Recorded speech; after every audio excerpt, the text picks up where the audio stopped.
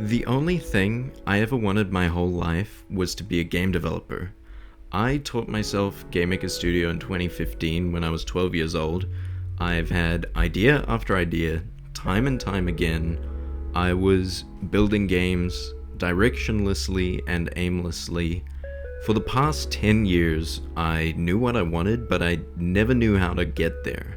I never felt satisfied or good enough with what I made. I never had the motivation to keep a project alive, and nobody played what I made. There was an invisible wall, a gap, a missing ingredient I felt that would turn me into an actual indie game developer. If you're just starting out on your game development journey, then this might sound familiar to you. You have a dream game, a grand vision, but what you create seems nothing more than a shadow of what you want. The solution? Game jams. Game jams apply a set of constraints. They're a challenge to work under, and they encourage you to think out of the box. The time limit puts you under pressure. It forces you to make quick decisions and focus on the important elements of your game. You learn to limit your scope, cut the features you don't need, and stick to a deadline. In its essence, a game jam helps you practice the game development life cycle as a whole, albeit on a micro scale. ShootRam, as it was during the jam, taught me what it meant to create a project and call it finished. I was able to prove to myself that I can finish something, and it felt great. It builds confidence.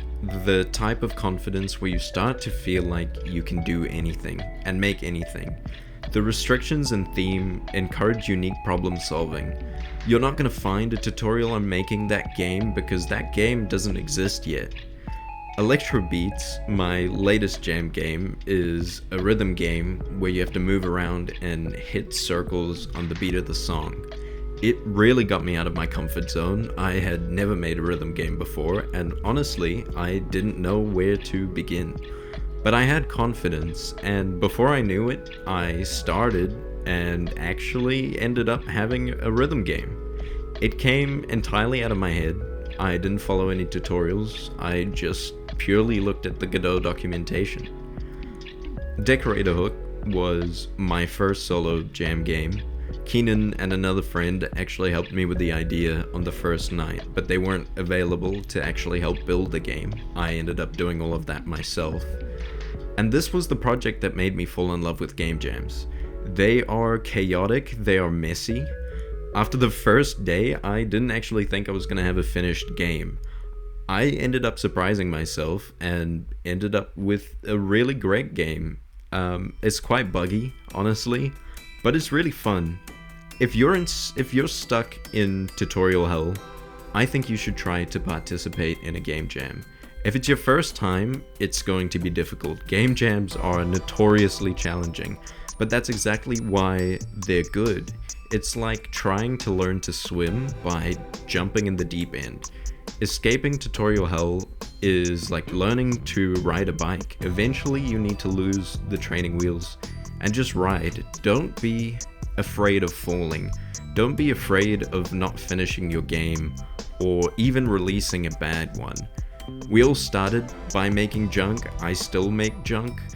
Don't be ashamed to show the world that you have a passion and that you are learning.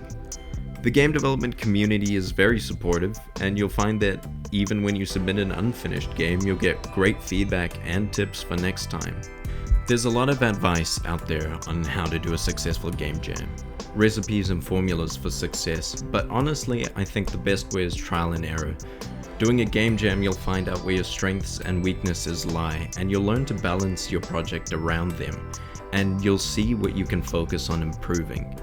You should figure out what success means to you, whether that means having a clean, polished game, or even just a box that moves. If that was your goal and that's what you submit, then you're a winner. For your first jam, you should just focus on posting a submission, anything. Even if you just post your art or your music or just the game design doc. If you don't reach your goals, you can always try again. It's okay. Failure is only going to happen when you decide to give up. Joining a game development community is a must for any new developer in general.